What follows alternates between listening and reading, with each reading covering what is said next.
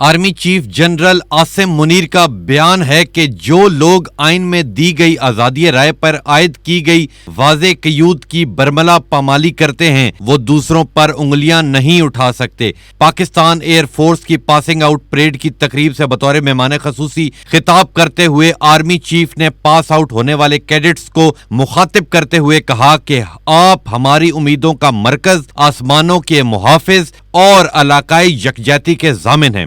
آپ سے توقع کی جاتی ہے کہ آپ کردار، ہمت اور قابلیت کی خوبیوں سے مزین زندگی گزاریں گے۔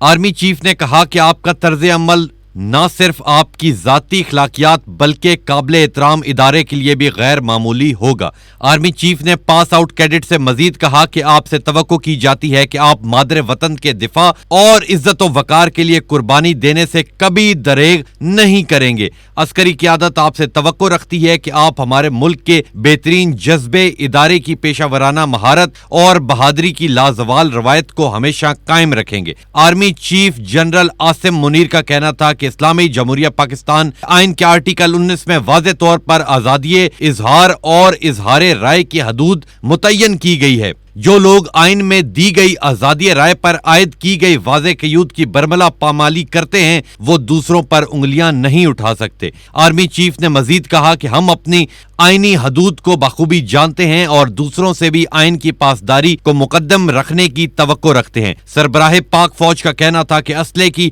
دوڑ سے ہمارے خطے میں طاقت کا توازن بھی بگڑنے کا امکان ہے۔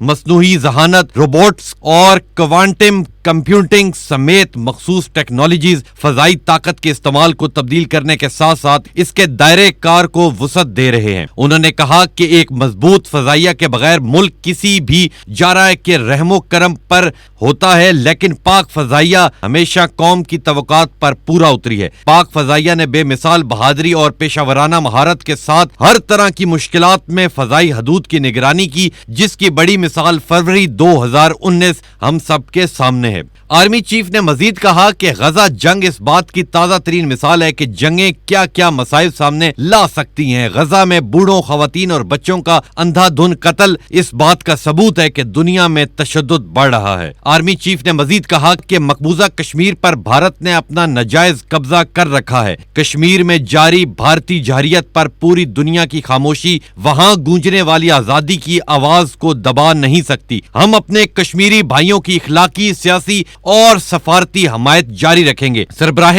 پاک فوج کا کہنا تھا کہ ہمیشہ یاد رکھیں کہ حق طاقت ہے جبکہ باطل کبھی طاقتور نہیں ہو سکتا۔ راشد منہاس، سرفراز رفیقی اور ایم عالم جیسے بنے جنہوں نے وطن عزیز کے وقار کے تحفظ کے لیے اپنی خدمات اور زندگیاں پیش کی۔ آپ کو جو ذمہ داری سونپی جا رہی ہے اس کے لیے پرعزم رہیں اور ریاست پاکستان کے ساتھ وفادار رہیں۔